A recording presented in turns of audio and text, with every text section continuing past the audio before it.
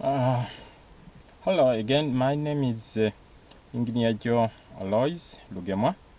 I'm back again with this talk of computer systems, and today we are going to have a kind of a talk or a chat regarding how computer communicate.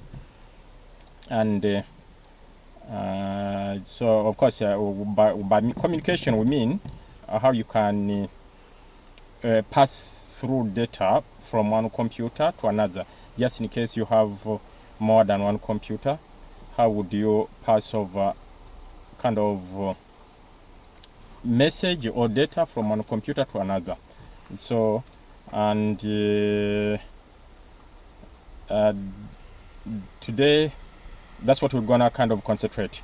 Just as usual, I mean, this kind of presentation should be in Uganda, but of course I'm being contacted with a few people saying, oh, maybe they have like a very limited grasp of Luganda, and so from that perspective, I've looked at fit and try to bring everyone on board by having a few English words in this talk.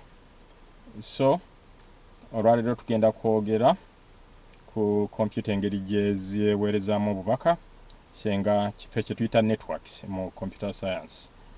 Senga oba networks kiba kitegeeza you have more than one computer nga oziyunze emu esobola okwogera ne ginaayo, kye tuyita networks. And so kati kyetugenda okwogerako tulabe how computer zoogera zitya, buli emu neeyogera ne ginaayo okwogera, tutegeeza n'oweereza obubaka wano ne butuuka ku eri computer endala ate n'eyo endala neesobola okuddira like nayo neekuweereza obubaka, so kye tuyita computer communications, and actually which is my course, because my degree course is in computer communications and networks. So today's talk is pretty much is very fitting within my specialty, and that's from the University of Westminster. And so tugenda kulaba computer engeri gye zikola okuyisaamu obubaka, naye nga ndoza nsooke nkole kimbenga akendeerakoko mbenga nsobola okuba nti tulaba actually you can kind of access our improvised whiteboard. And actually this whiteboard, there is nothing special about it. As you can see, this whiteboard you can in fact access it or set it from Paint. Paint is a part of a program which comes with Microsoft programs actually. In fact, it's part of the Microsoft programs or application. So like if you install or Office, and so Paint is part of the whichever package of Microsoft Office you have on your computer, it comes up with Paint. So Paint actually is where you can do things like this, like just in case you want to do presentations, or you can do I mean there is PowerPoint where you have like slides running, but like for the purposes of that you want to write somewhere or draw something somewhere, it's easy actually to achieve that through Paint. So that's why I'm here on this improvised whiteboard, but anyway it does serve the purpose. So katulaye tugambe twogera ku computer engeri gye zikuŋŋaanyamu obubaka, kati nga kino zikikola nga ziyita mu kintu kye tuyita IP addresses. So olwaleero tugenda kwogera ku IP addresses. So the whole talk will be concentrating on IP addresses. IP in full, if I can actually get in some kind of a pointer just to show you where I am, so that everyone actually can follow. So so IP address, when we kind of define IP, actually kati bwe tuba tunyonyola IP bw'oba okiwandise mu bulamba I it stands for internet mu Luganda kye tuyita omutimbagano. Then P stands for protocol mu Luganda kye tuyita amateeka oba enkola esengekeddwa okukola ekintu oba okwachivinga goal oba okukola ekintu oba okufuna ekigendererwa. So gabanga amateeka oba ebiragiro ebisengeka obulungi ebiyitibwamu okufuna ekintu oba okutuuka ku kintu. So kati kale ekyo kye tuyita ki IP protocol. Then that's internet protocol in short. IP kiri internet protocol. So internet protocol addresses. Kakati amasimu okufanaganako computers okufanaganako nga mobile phones zetubeera nazo oba desktop phones, office phones zine za landline bwe baziyita. Kati ziba zikozesa numbers okusobola okuyisaamu obubaka. Kagamba kagambe okubira omuntu, maybe in our perspective, omuntu ng'ali Kasese ng'ayagala okubira omuntu ali e Canada oba e Jamaica, so aba alina okumanya phone number yoli omuntu gwakubira ali e Jamaica n'owa Jamaica ne bw'aba ayagala okubira owa Kasese ewaffe naye era aba alina okumanya phone number y'omuntu oyo owa Kasese. So kati mo understanding y'abantu, in fact this is a technology which is even developed naye original esimu eza mobile even nazo kind of they are transforming from the kind of desktop for landline phones which has kind of stationed in houses or in offices. So that's where actually the technology is coming from, and by which is developed to come to mobile phones. So by initially or previously, of course, omuntu okukubira omuntu esimu yali alina okuba n'akatabo akesimu ng'oziwandiika wansi ne zibeeramu like that, nomanya nti esimu yagundi mukubira. I have like an example, people even of just of recent abantu badde babikola kagambo bange Uganda. Tulina omukulu owekitiibwa Honorable Kenny Luchams. In fact alina okumanyibwa yali alina ofiisi ye eri wali somewhere oba mutundu something like that. Naye nga ndizaba ali famous okuba nti talina nnyo biseera, he's a kind of a busy man when he even I think now because he's still active in politics. So kati yenga kale kyakola mu kyobu kyobutetwanya wandika amasimu ge ku bisenge n'ebisiriiza like that. So baba ino omuntu gwagala kukubirwa ki obutagenda ku phone book, so numbers abaziment nkubira gundi omukulu w'ekitundu kigundi oba minisita gundi oba LC5 chairman oba LC1 ga esimu ye ebeera kisenge, so atuna kundoza nti okay yagundi era juwandikako na kisiriiza. Kale system bwetyo kuba oba olina okumanya enamba y'omuntu gw'okubira.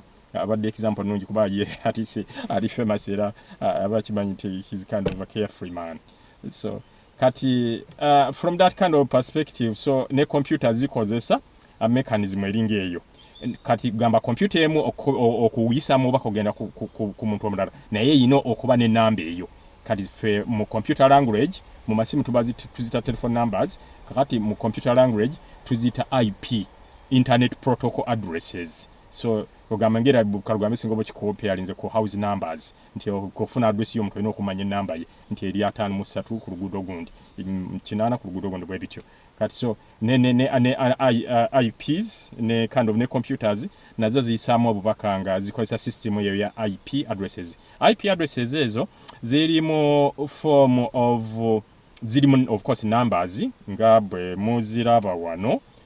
So kituita IP address kye kino wano, zino ze IP addresses over this one can be IP. I mean this is also IP addresses then but then already nasakolinze muki mu red. So those are kind of different types of IP addresses. Kalera nga bwe muziraba zikola ki zibeera munankani mu bitundu bisatu bye kugamba bina actually mu bitundu bina.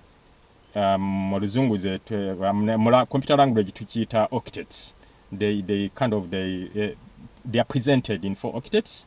So and each octet tetujagenda erinnya mu bya wansi oba bikola bibiri bikola kijja confusing abantu. Saate nga kino tutugendererwa omuntu yenna ali basic oba mulalo wa kukyalo oba businessman yekolera emirimu gy'oba mubazi oba carpenter oba he's kind of a civil engineer or kind of an accountant somewhere or a teacher.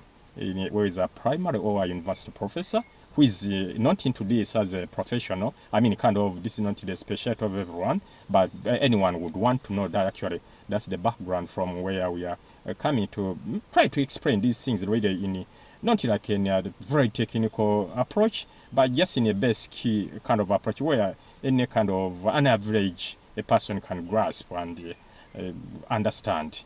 So kati tulikuwa netumanya nti zikozesa IP addresses mu numbers, naye numbers ezo nazo zirimu kugamba bweziwanvu bwe zityo nezibeera ne classes nezibeera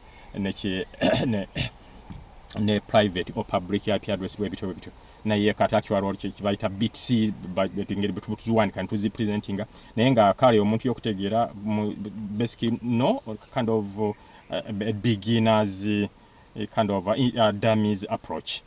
So tuba tukipresentinze bwe tutyo nti just numbers ezo zokola ki buli computer ogenda ku internet oba e computer eriye kasese okuweereza obubaka ogenda mu USA eba erina okuba ne namba eyo okitegeera nebanga esobola okuweereza message eyo okuyita mu gende kasese oba okuva mu USA ogende kasese.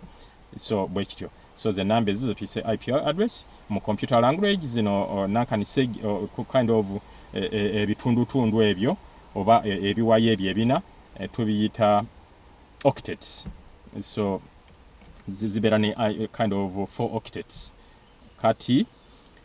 So omuntu owali mu USA gwe tokikola bino actually kambije mbireme kubuzaabuza bantu. Omuntu ali mu USA kugakijja automatically IP addresses zino zi computer zifuna automatically oba fenga ba professional rumbi tubeera tukola ku mirimu tuba tukola kiwaliwo IP addresses bayita static ezo gamba nogitekawo zirina certain network kits zezigendako nomanya nti okay bwebanga printer kubanga toyagala print ebenga terabika kato moba abantu bali balifunye ko chances ezo kuna printer togiraba olokuba bwaya yagiconfigure nze yagikoze nebiwadde nankani dynamic IP address naye ba printer kuba yeberawo all the time ate mu accessing bwa abantu bangi kati kye tuyita static nti IP address yayo oyiteekako nebanga tekyuka saate kati zingeza computer zonna generally unless omuntu alina reason ziba dynamic nti gamba ebeerako nevaako bwevaako bakita reasons buli wejjako ku internet efuna IP address eyo okumala ekiseera normally ziyanga 8 days kugamba wabaawo system egisendinga bagiyita DHCP server. Sorry, actually ebintu manyi bigenda ndoza nebiwanvuwamu kambe nga nkola nkitayipinga muko kati system ekola ki egaba addresses zino bagiyita DHCP server. So DHCP kale in full kiri just dynamic host configuration protocol ngera wali bwe twalabye nti internet protocol, so there are rules, but this is dynamic host configuration protocol. So eba server nga yekola ekyo yegaba IP addresses zonna bobanga oyina network bobanga tozikoze nga kugamba kye twandise static no yingira no tula computer no typingamu no ganti okay kozesa IP address eno. So kya awe tuli kati. So IP addresses zeno zezisibwamu message eyo. So a computer bo connectinga okitegeera oba akadgwame mwina inankani DHCP server oba DNS server. So DHCP server oba era yinza okubanga server yemu nga eriko DNS server nga ali yiko ne DHCP server, then yegaba address ezo buli computer nefuna okitegeera oba buli computer gyo connectingako efuna bwebanga teri online then teteba na IP address rumwe egiruzinga okujjako nga lizi yayo nga kitwagambye nti lizi normal releases buli DHCP server wegaba computer ejiwa PC, I mean wegaba kind of IP address ejiwa PC, then PC eyo nebanga ino okubeera ne IP addresses at least for zibanga na ku 8 lizi eyo paka nga lizi weddeko, then nebange ekola kyeddamu nekola kine renewing lizi ya IP address. Kale IP address ezo computers zikozesa o connectinga ku internet bwezikola ziri mu form ya numbers. Kakati Ekyetuzizaako kwikire kuba amanyi njagala nnyo kuba nti nankane ntebera mpanvu kubanga abantu nga bwe manyi tebalina budde naye nga tebandyetaaze kuba kumanya information eno kubanga eba nkulu nnyo just omuntu okufuna kulu oba knowledge nomanya just in case someone is troubleshooting or asking you these things like any remote resource nga akuyambako oba olina computer issues because as we consultants that's kind of the things we do on a daily basis. So kati DS computer IP addresses zino zetwogerako computer teziraga oba gwe omuntu toziraba unless nga oli professional bakale ngo yagadde ng'ofunye interest kangano bwengezaawo kunyonyola abantu abaagala okufuna interest ino okimanya kati IP addresses zino omuntu kyandibaberedde kizibu zikwata n'ogamba katugambe olaba wano tuli assuming oli wano where am I so assuming oli wano ku PC1 assuming you are omuntu ali wano ku PC1 kati nga ayagala oli wano PC1 okay PC1 eyinza okuba ng'erina Uganda yo karugambe ng'eringa ewaffe Kasensero kati omuntu bwabanga ali waffe Kasensero nga ayagala okwakisesinga asindiko ba information oba yagala funa information okuva ku BBC eri kind of best mu UK okitegeera here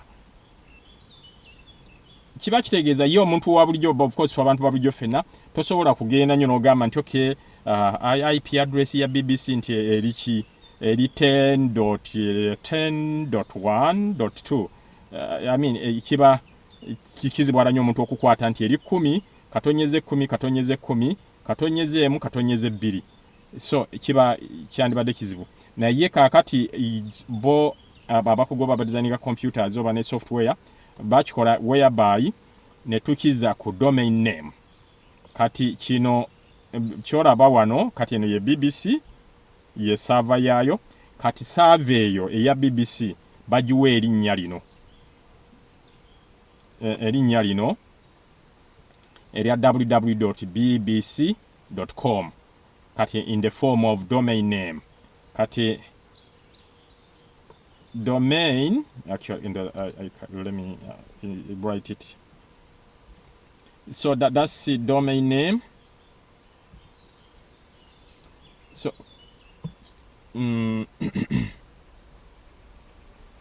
domain name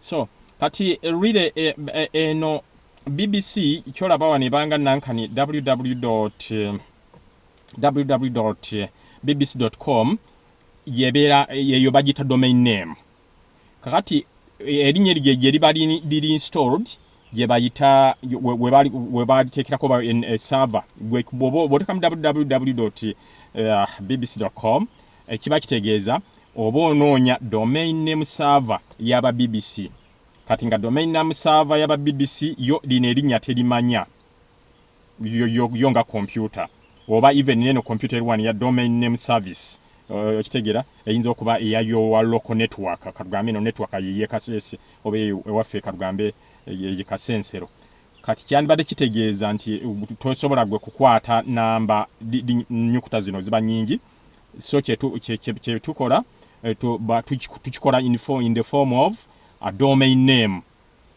omuntu enamba zasokuba ebigambo byo byangu okukwata rather than numbers okitegeera kati so tujiwa in that form of domain name kati omuntu bwateekamu domain name www.bbc.com in fact yo even ne computer tekitegeera kati wabula kyoteeka bw'otypinga wano www.bbc.com kati eno computer kyekola esindika information eyo kugakati ono user one oba PC1 yali awo yanonya ayagala communicating ne kind of BBC1 from PC1 so ye ajja kutypinga mu typings www.bbc.com kati BBC no computer no PC1 yo ejja kusindika information eyo wa ku domain name server okitegeera.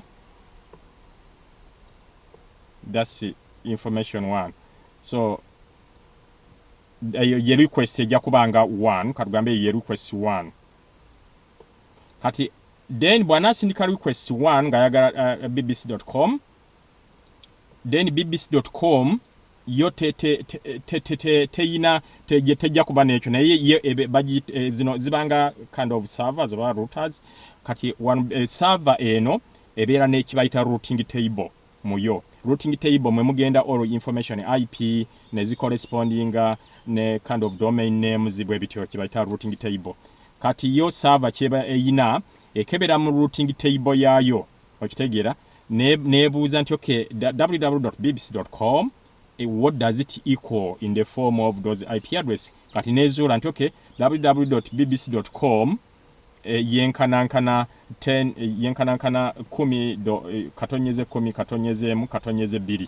So kati yo kyekomyawo wano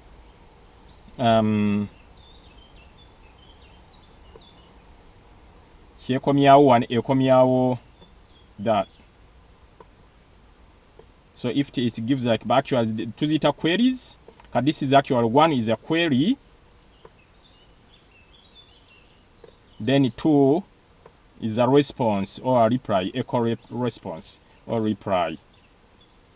Kati so yo the DNS server yejoko okudiza PC1 nti www.bbc.com yenkanankana this one yenkanankana namba eyo eya 10.1.2.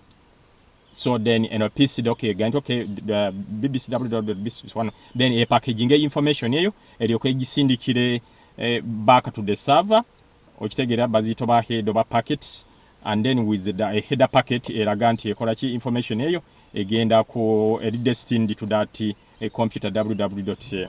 I mean 10.10.1.2 jebe egenda so kat server eba efuna information esobola ogisindika towards the destination or the requested kind of a destination point. So kati wano actually munankani to mu computer language the DNS server DNS in full kiri actually tukiwandiisa one then domain name service oba it can be domain name server or domain name system. The S can be used interchangeably either for service, server or system.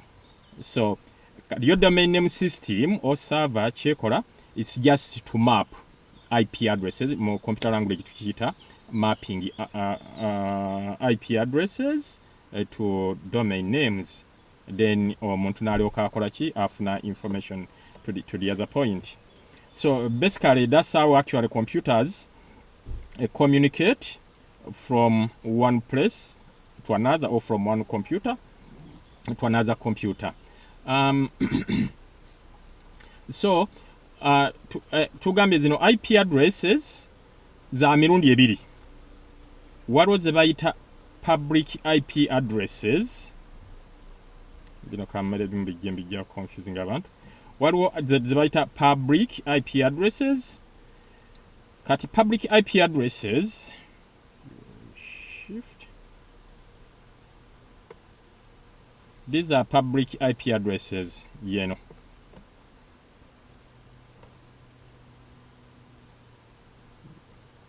So that's public IP address. And then we have private IP addresses. So private IP addresses zibera ziri concerning the local network. So private IP address will be this one.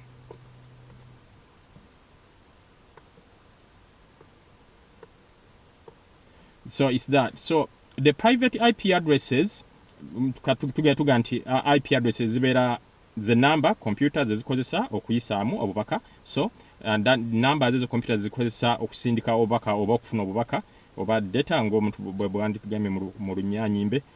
Then kiba kitegeeza nti zirimu emiteeko ebiri. Waliwo kye bayita private IP addresses ne public IP addresses. So kati private IP addresses kugarugame nyini computer yaziteekako asobola ziteekako oba nga bwe tugambye waliwo n'akani system ezigaba eyinza okuba DHCP server, then DHCP server ne deputinga neweereza nesasanya private IP addresses. Then public IP addresses ezo zibeera zigabibwa abantu betuyita ba internet service providers, which is if I can put it here just if you want to follow up, that's T. So public public IP addresses ziba zigabibwa abantu betuyita ISP, internet service provider. ISP stands for I stands for internet, S stands for service, P stands for provider. So ISP is internet service provider. So beba supplying private public IP addresses. So that's ISP.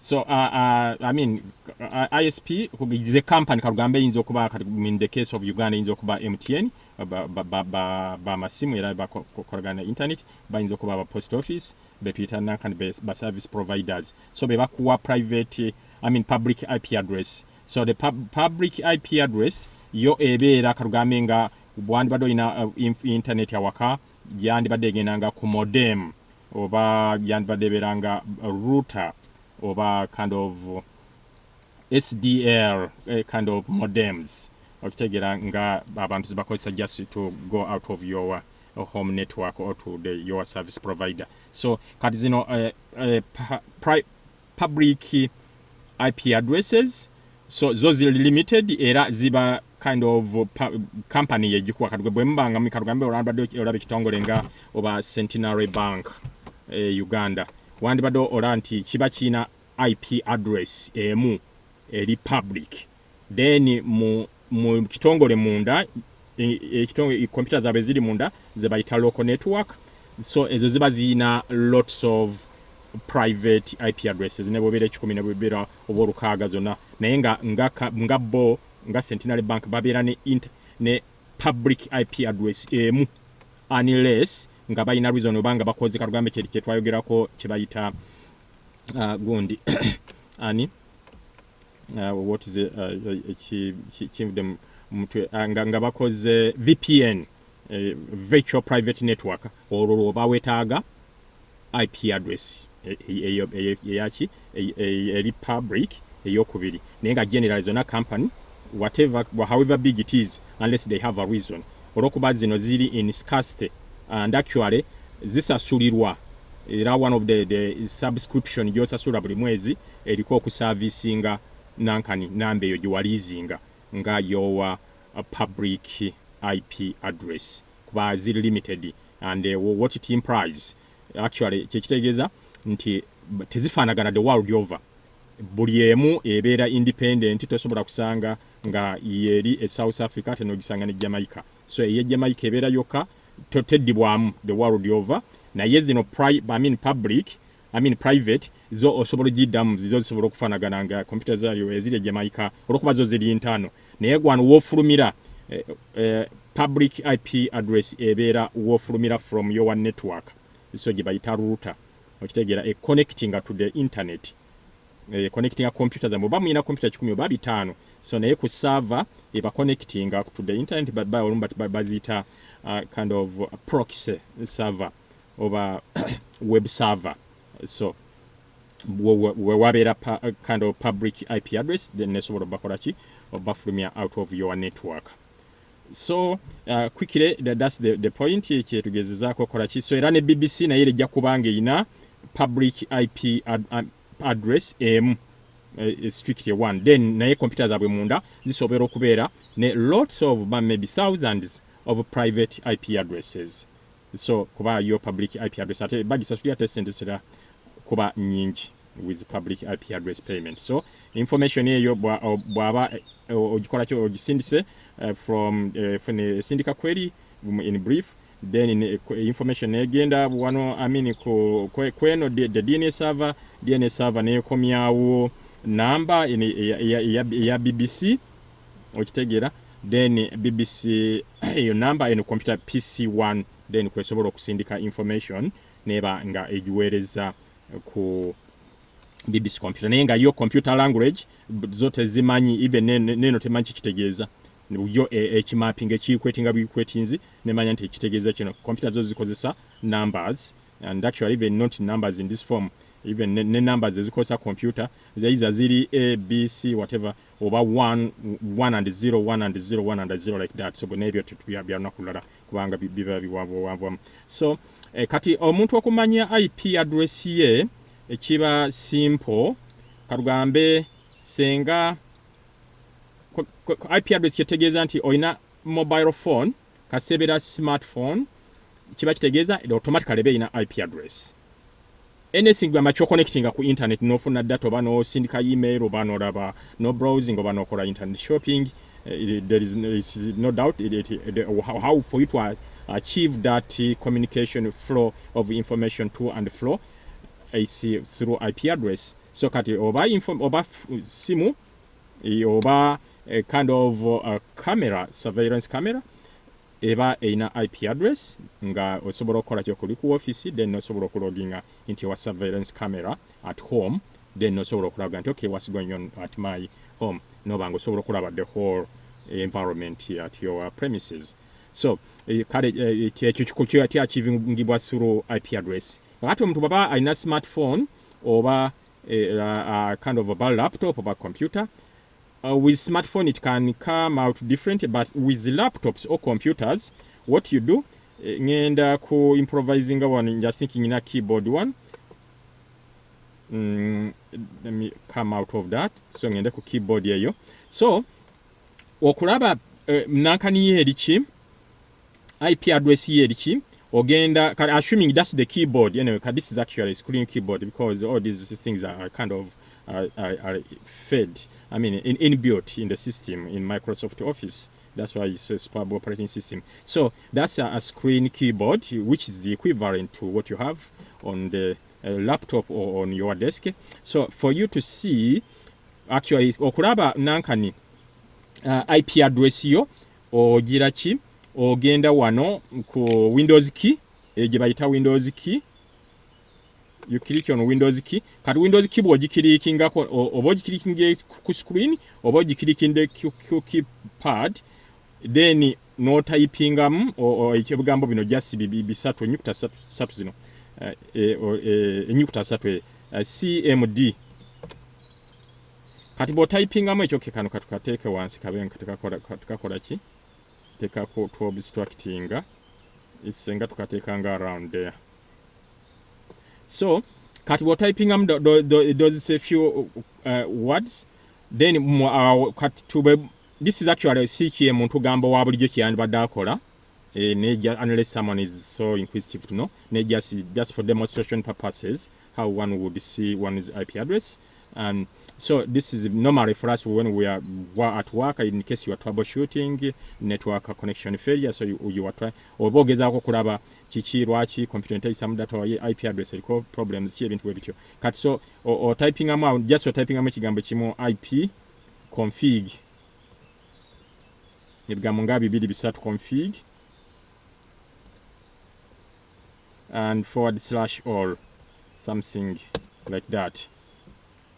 So now a computer ekuwa information yeyo, but for you what you are interested in is just what the information labikange nyingi naye gwe ononya bunonya wawe kulagira awali IP olaba kati ononya biri byonna biyigino walinga all that information.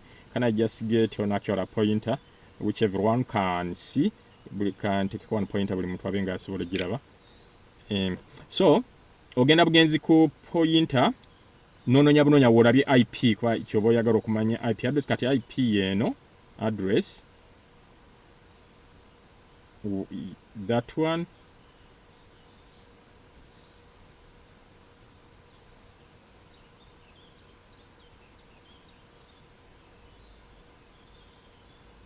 so IP address cut from in my case here that's my IP address 172.20.0 I mean 172.20.10.3 that's the IP address for my case. So but normally because this actually it's a dynamic IP address, so but like no rebooting a computer nedam connecting over to the network over or to the system, sometimes it can give you a different IP address nenga in short that's a number ejengezako okubalaga eno omuntu okumanya nti that's the number buli computer egenda ku internet isaamu obubaka bonna oba simu oba ogiina kakati omuntu waba tayagadde kukola ekyo okugiraba mu ngeri bwetyo osobola ogiraba bw'obanga oli ku ssimu like a mobile phone ng'olina internet access you only type in just a kind of a domain name nga eno wano escape that that one has escaped. So osobola okutypinga mu domain name eno nyina internet issue wano eyange teraga for some reason nagigezezaako naye ng'otypinga mu typings like myIPaddress.com so botypingamu ekyo mu web browser kobe ng'oli ku ssimu kobe ng'oli ku computer kasoba ng'olina internet connection noteeka myIPaddress.com so ejja kuleetera nankani a big number on the screen ekulagira that your IP address ekulagira dot eyinza okuba 174.25.26.0.1 something like that so ojja kubola abantu that's your IP address so naye olw'okuba wano nze wendi internet yange si nnungi nnyo more connection that's why I tried actually to display this and say that people can see asobola okulaba nti ekola ki matchinga neri naye nekitasoboka so kale awo tuli now meanwhile in brief actually like for as I said this thing this kind of talk I can kind of summarize it in for the interest of people who may want to hear this in English. Actually today in brief what we've been talking about is IP addresses and actually pretty much explaining how computer communicate from one computer to another like which we call like in computer language networks. Once you have like more than one computer and you want to make them kind of communicate so they achieve that communication through what we call IP address. IP addresses as like I've put here the IP stands for Internet Protocol. So protocol, they are kind of set rules or set of guides or rules. To achieve a defined goal. That's what we call protocol. So for like in this case, actually, we've given an example that a computer actually they use numbers like actually to communicate from one computer to another, and so in case, for instance, if one wants to communicate to bbc.com, ideal actually what you see here as bbc.com, can I just, this is going to create confusion, can I change it to that? Yes, bbc.com, actually that's the computer itself doesn't understand that, but what www.bbc.com represent pretty much the number, represent pretty much this a kind of 10.10.1.2 in reality, but the computer even doesn't know that you are typing www.bbc.com. But what the computer does through the DNS server, when there like in case like a user here at PC1 who is trying to access bbc.com, so once the user types in www.bbc.com, actually what this computer, the PC1 will send that information. PC1 will send that information, just as I've demonstrated here. PC1 will send, actually, it should have been the other way, but it doesn't matter. Let me do, yeah. So if like the user, I mean that's the request one. Normally they are called like queries. This is like assuming that's one, which is a query. We call them like in computer language queries, and actually this is a two, and we call them actually echo reply or response. So that's a response. So I mean like the PC1 will send actually a request for to trace www.bbc.com. What does that equal to? But and actually here this is like a DNS server. So but the DNS server will respond with actually what it has like when the DNS server, when it's installed, it builds up like a routing table. So especially like if one has kind of accessed that www.bbc.com before. If one has not accessed that before, then the DNS server will send the request over to the internet, because that will be the DNS server, and actually it's like the proxy server or the web server. So if it doesn't have what www.bbc.com equal to, then it will forward the request. Just as we can to the internet. So the request will be forwarded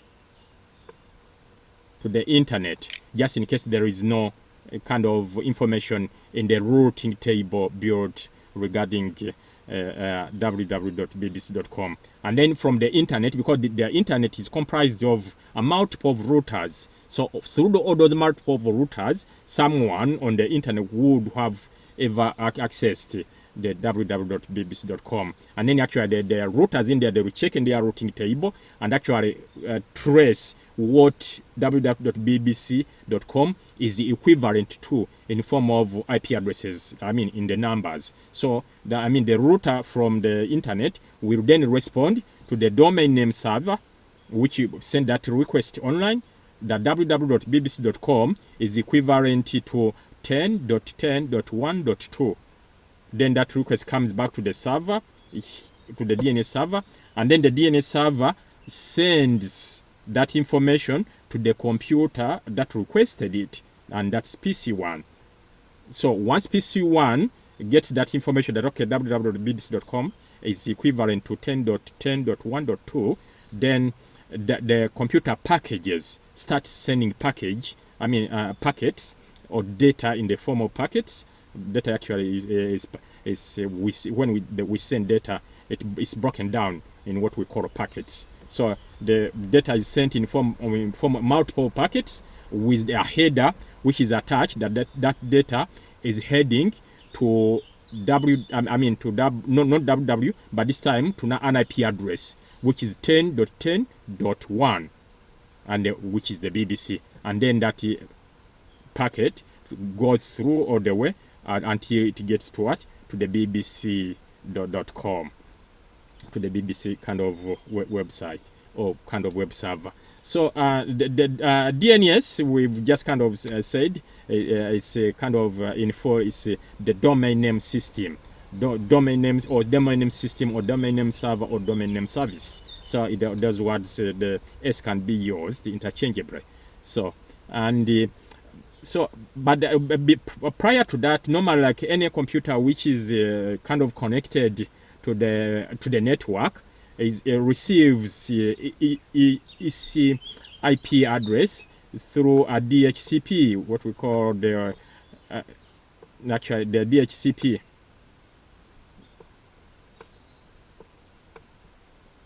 Yeah, which is the dynamic host configuration in full. So it's a server which distributes IP addresses. So any kind of computer that connects to the network, then it requests for an IP address, and then the DHCP server replies or responds with a free kind of IP addresses. And normally the IP address, once is given out, or they are given out in forms of releases, and which releases actually they are normal about 8 days.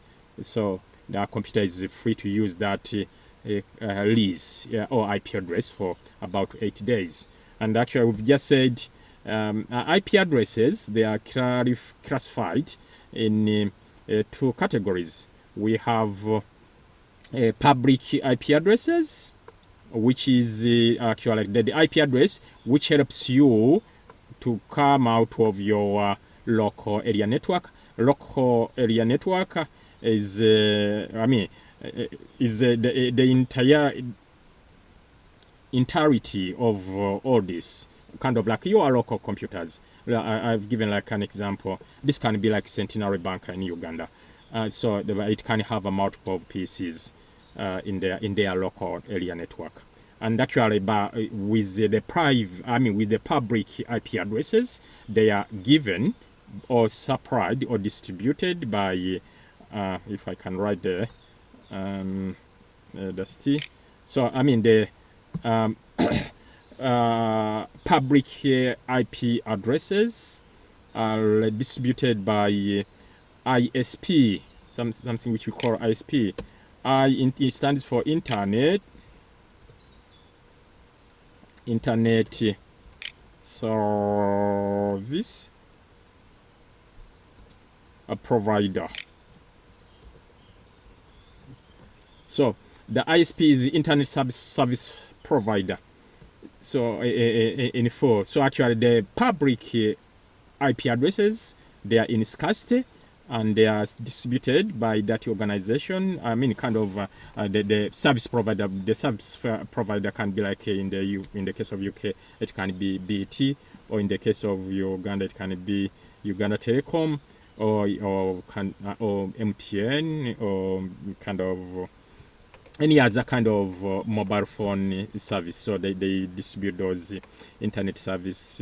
Public IP addresses. So the public IP address ideally they help the company to connect to, it's like a gateway to the rest of the world. And actually, each company or each local area network is kind of assigned one single IP and public IP address, unless because they are kind of they are expensive to achieve, and they are paid like on a monthly or a yearly lease or a monthly subscription.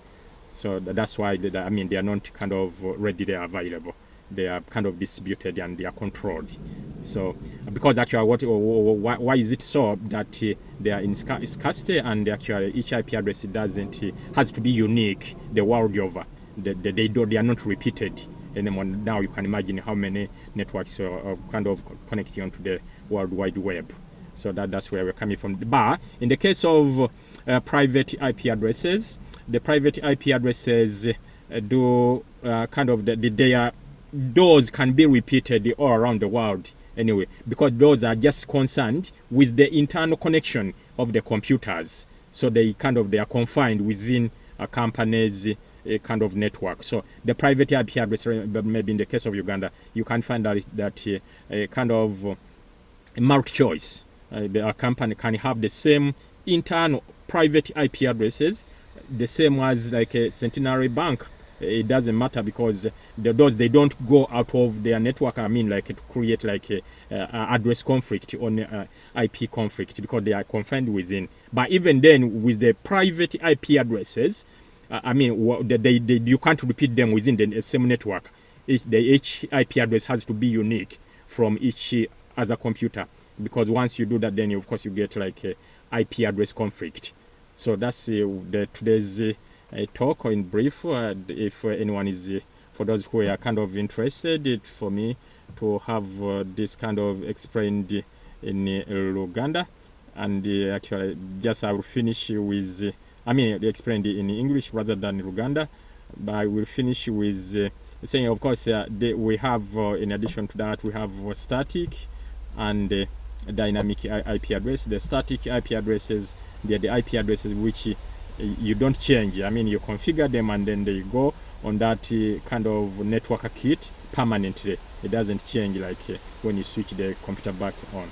And then the dynamic, there are those IP addresses that change like that. So that's where we are. Actually, in the next talk, I will show, kind of demonstrate in a brief way how we can view the real connections of like two computers to pass through data by use of IP addresses. Yeah, so for now I think I will have to end this talk here. It's always a pleasure to have your pick interest in this talk. Yeah, I'll leave this one here for now, and say just in case. Yeah, and then we shall take it from there next time, because I don't intend this presentation to go beyond like an hour. Actually my intention was like 30 minutes ideally, but like when you come, people giving any advice, say, okay, why don't you have talks which are embracing? But of course my initial focus is for people to understand these things rather than we are Ugandans anyway. Tetwagala buli kintu kikola kiconfininga nnyo in a foreign language actually, which is not even ours. I know it's English is spoken all around the world, but like there's no big deal. The most actually successful countries, they are non-English speakers, and when you look at China, Japan, so I would just need actually to be proud of our languages. In a way, actually, even like when you are speaking in a foreign language, it's like it locks. You don't have like our languages are rich in words. You can have like a multiple of area where you can kind of choose which one to use, where depending what one wanna see. Wanna kind of make presentation or wanna hear. Naye nga tuyina gikomye wano lwalero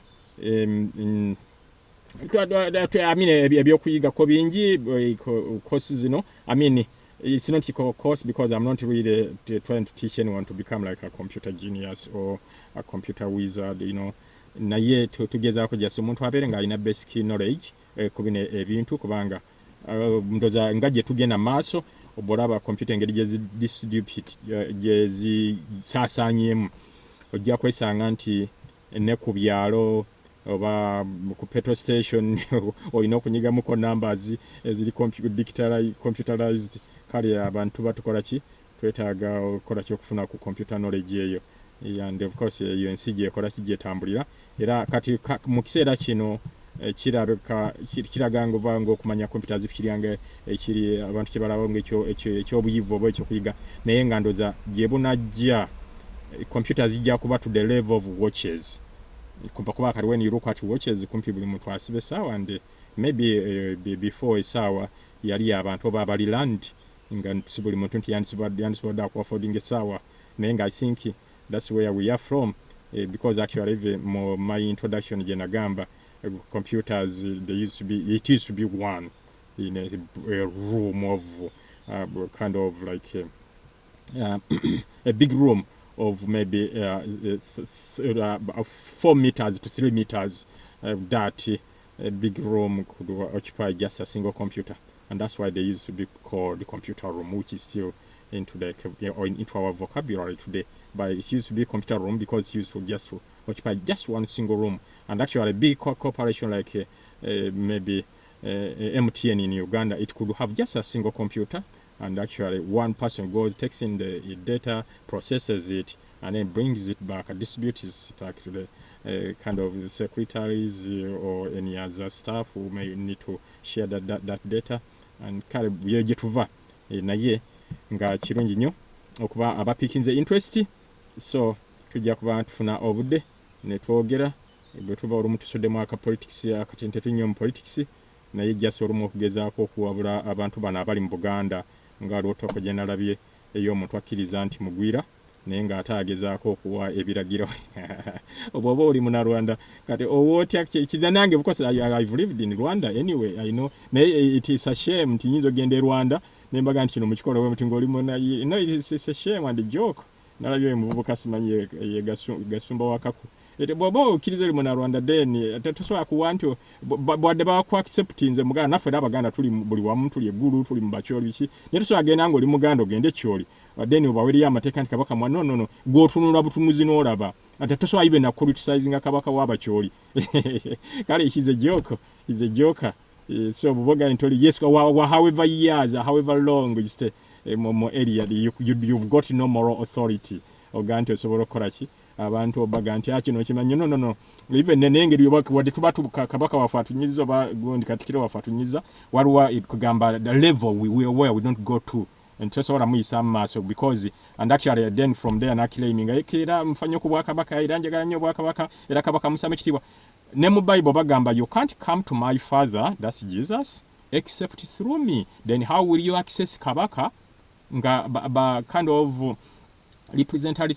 representatives be toba wa kitibwa?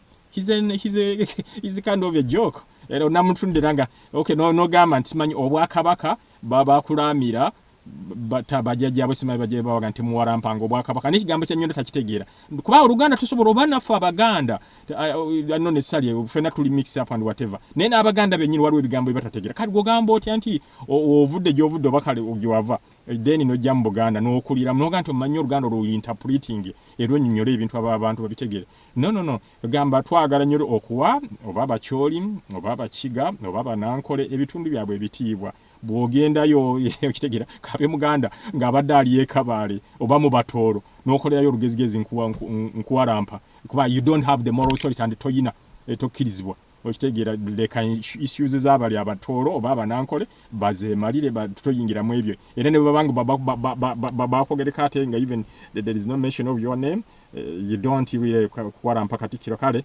katikiro oba ayina ensobi oba tayina naye balina kuba baganda ne bazikolekitinga ne bamugamba manyi katikiro wano kyandibadde bwekyo naye tosobola ganti omuntu ovudde eri omugwira abo baba banoonya byabwe era abantu balina okubeera very careful ne batafollowing abantu bwe batyo kyobulaba omukulembeze ebyo byajja okukola ki okulwanirira president ali very careful simulyanko nga ayogedde ekintu kyonna ekikola ki tajja eno mu byabukulembeze bwannono era nga nabo batagenda mu byabufuzi kale na kimwe era kisigala mu kitundu bano baba bagenza okusengamu okay bakusenzeza naye manyako wookoma okitegeera so naye gwe omuzannyo ogwo no tegusobola kukirizibwa mu Buganda kale olumu tuyinza okusuulamu obuntu bwe butyo nondo wakuba tuli ba politics naye gamba mulimu ebisekererwa kubanga onnyonnyola n'okunnyonnyola kye baakulamira nga tukimanyi toyawula kabaka tomwawula ku bwakabaka tosobola kutuuka kuwa katiibwa kabaka kitiibwa obwakabaka butwalira mu culture aba representatives